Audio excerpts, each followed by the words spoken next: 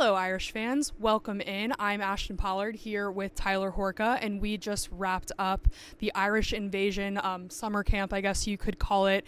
There were over 100 prospects here. Many of them have Notre Dame offers. Many of them are kind of on the list maybe to get them down the road. So a lot of really talented football players here across numerous classes, I guess 2023 down. Basically, there were some 2023s here, so we're just going to kind of walk you through what we saw today and some MVPs and stuff like that. So we'll start with kind of the sights and sounds portion. Tyler, could you just kind of walk us through start to finish what you saw in terms of schedule and different activities and groups? Well, the very beginning of it was no different than any Notre Dame practice that we watched. We got to saw these guys stretch quite a bit, and honestly, I think Matt Balis kind of put them through the ringer a little bit from the very start. I think there was a little bit more of a regimented stretching, because when I say stretching, it's more of 10 yards down the field, doing some agility stuff, getting warmed up. So saw that for about 15 minutes, and then these guys split up into all their respective individual drills. So defensive backs were working with defensive backs coaches, linebackers, defensive linemen. Obviously, I was watching the defensive side of the ball. So those guys were actually working with Notre Dame's, respective position group coaches. So Chris O'Leary was with the DBs, Mike Mickens was with the DBs, Al Washington out there with the defensive line. It was cool to kind of see them interact in that way. And it was probably about an hour and a half of just watching these coaches put these high school kids who, like you said, 2023 is on down. So some of these kids are 16 years old, 15, 16 years old, and they're going through drills that college head coaches at the University of Notre Dame are putting Notre Dame student athletes through. So it was really cool to see that.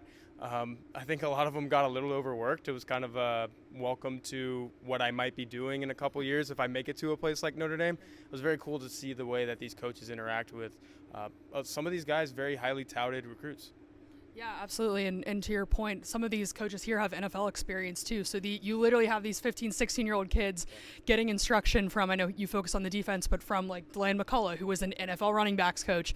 So yeah, kind of on that topic, since you focused on the defense, who stuck out to you in particular? Were there any MVPs of any sort, or which prospects stuck out to you? Yeah, Kaleb Beasley is a defensive back, and I could tell when they were just doing individual stuff, no balls involved or anything, and then there were a couple backpedal drills where, it's the standard backpedal, coach flips a direction, and then they got to go catch a ball that way. He looked like a wide receiver in most of those. He's really athletic, and just like I said, the way he moved without the ball, I was like, this guy's going to be able to cover wide receivers at the next level. So Kaleb Beasley was my MVP on defense. A couple of other guys, though, Garrett Stover, I think he has an Ohio State offer, and I could tell because on some of those drills where they're doing the backpedal thing and a bunch of different agility movements involved, he looked like a DB, but then you got up close and you're like, oh, God, this guy has linebacker size. So he was really good. And then DJ Brown's brother, Trent Brown, was here. So it was kind of cool to see DJ Brown actually in the building as well, along with a lot of other current Notre Dame players were here too on the defensive and offensive side. So it was cool to see maybe another future Golden Domer who already has a brother here who's been here for 5 years.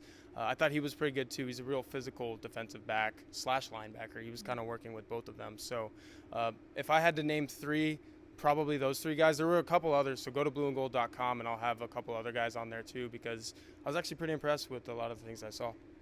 Yeah, and then kind of going back to the coaches, I guess, what did you see from them? You've seen them at practice now. Granted, it was only a couple practices that we got this spring, but what did you see kind of like either energy, enthusiasm, drill-wise? What stuck out to you from the actual coaching that they were giving them? Well, I mentioned Al Washington, and they put up those dummies, the ones that kind of oscillate like that, you know what I'm talking about, and they swing through them. He was hitting those things better than any of these guys were, I will say that, and rightfully so. I mean, he's played at the collegiate level, and he's still a really big dude. So that was impressive to watch him do that. He was sweating through his shirt. He wasn't afraid to stop drills and say, hey, you did this, I want to see you do this, or we need to do it that way. But another thing I noticed with a lot of these coaches was the encouragement factor. It was more so you watch a Notre Dame practice, and that's when they're really yelling because they want perfection. To win a national championship, I think there's a sign in here that says 11 national championships. They want that 12th. To do that, you demand perfection. But with them, it was more so if someone had a bad rep, hey, don't get discouraged, let's get it the next time.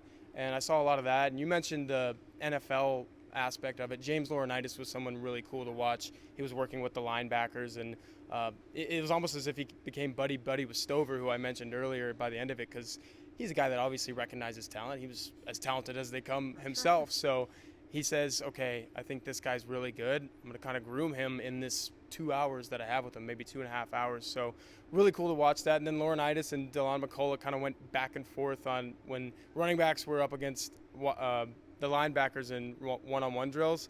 I think there was a moment where McCullough said, oh, you've got him already, talking to his running back who was about to run a route. And then Laurinaitis, after the linebacker made a play, was like, oh, you got him already? I don't think he had him already. So it was kind of cool to see the coaches converse in a way that they probably do during normal Notre Dame practices, but I think the ambiance was a little bit different. It had a little bit of a different feel, and rightfully so, because this was, a different day. It really only comes around once a year where these coaches can coach this many high school guys in the same setting.